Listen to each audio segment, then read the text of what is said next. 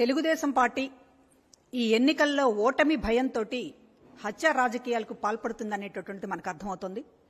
సాక్షాత్తు ముఖ్యమంత్రి గారి మీద హత్యా ప్రయత్నం విజయవాడలో చేస్తే తాడేపల్లికి సంబంధించినటువంటి మంగళగిరికి సంబంధించినటువంటి వైసీపీ నాయకులు వెంకటరెడ్డి గారిని బైకుతో గుద్ది చంపేసినటువంటి ఘటన నిన్న జరిగింది.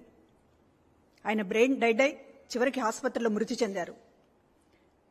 ఒంగోలు, చిత్తూరు, అన్నమయ్య జిల్లా, అరకు నిన్న జరిగినటువంటి వీళ్ళ తెలుగుదేశం పార్టీ రౌడీయిజం సంఘటనలు, ఎక్కడికక్కడ వైసీపీ నాయకులపైన సానుభూతి పరులపైన చేస్తున్నటువంటి దాడులు చూస్తుంటే ఏ రకమైనటువంటి ఎజెండాతో వీళ్ళు వెళ్తున్నారనేటటువంటి అర్థమవుతోంది.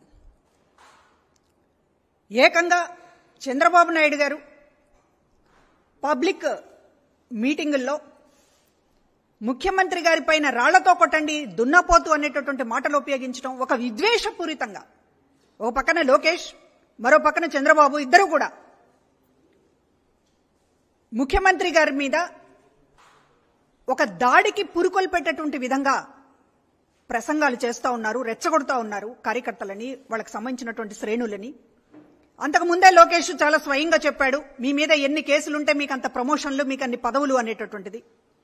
ఈ నేపథ్యంలో ఇవాళ జరుగుతున్నటువంటి దాడులను చూస్తే ఉద్దేశపూర్వకంగా ఒక భయోత్పాతం సృష్టించాలి అనేటటువంటి దానితోటి ఇవాళ వైసీపీకి సంబంధించినటువంటి బ్రహ్మరథం పడుతున్నటువంటి సందర్భంలో ఈ ప్రభుత్వానికి, ముఖ్యమంత్రి గారికి, జగన్మోహన్ రెడ్డి గారికి ప్రజలు బ్రహ్మరథం పడుతున్నటువంటి సందర్భంలో వైసీపీ నాయకులని దాడులు చేసి హత్యా ప్రయత్నాలు చేసి నిలువరించాలి అనేటటువంటి ఒక దురుద్దేశం ఈ రోజున తెలుగుదేశం పార్టీ కార్యక్రమాలలో కనపడుతూ ఉంది.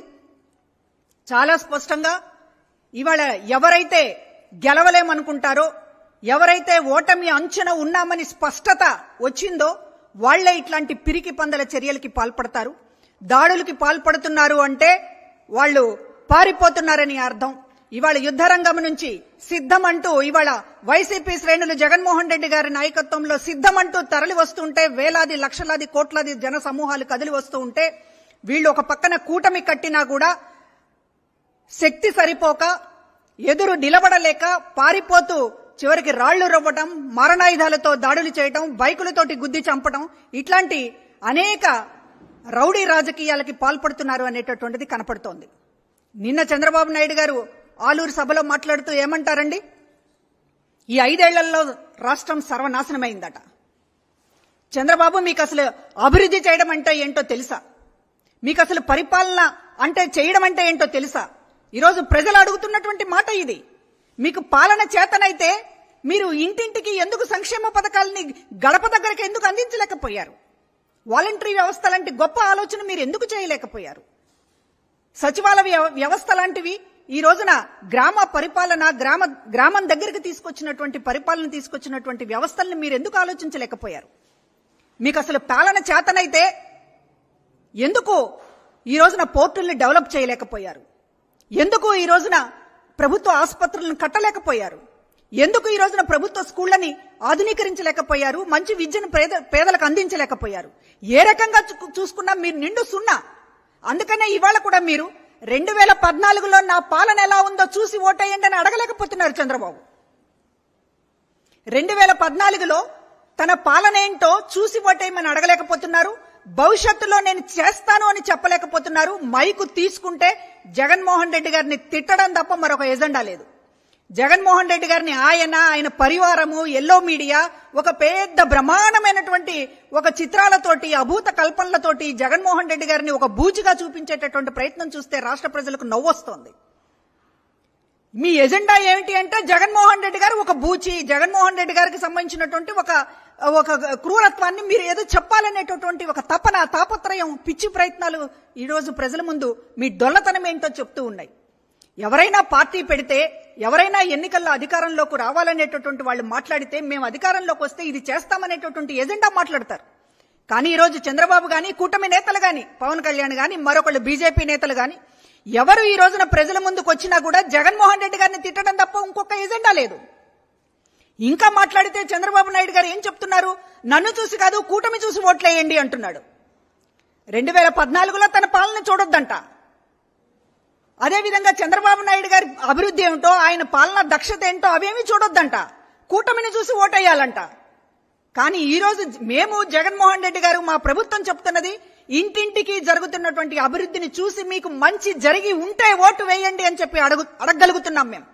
అది ఈ రోజు చంద్రబాబుకి మాకు ఉన్నటువంటి తేడా. అసలు ఈ రోజున అభివృద్ధి అంటే ఏమిటో తెలియనటువంటి మనిషి చంద్రబాబు.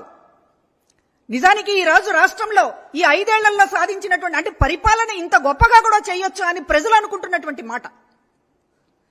ఈ రోజు ఎందుకు బ్రహ్మరథం పడుతున్నారు జగన్మోహన్ రెడ్డి గారికి? చంద్రబాబు మాట్లాడుతుంటే ప్రజలు చెక్కబొమ్మల్లాగా వింటున్నారు. ఆ గుమిగూడు మీరు తీసుకొచ్చినటువంటి జనం కనీసం స్పందన లేదు మీ మాటలకి. కనీసం మీ పక్కన ఉన్నటువంటి నాయకుల నుంచి కూడా మీకు స్పందన లేదు.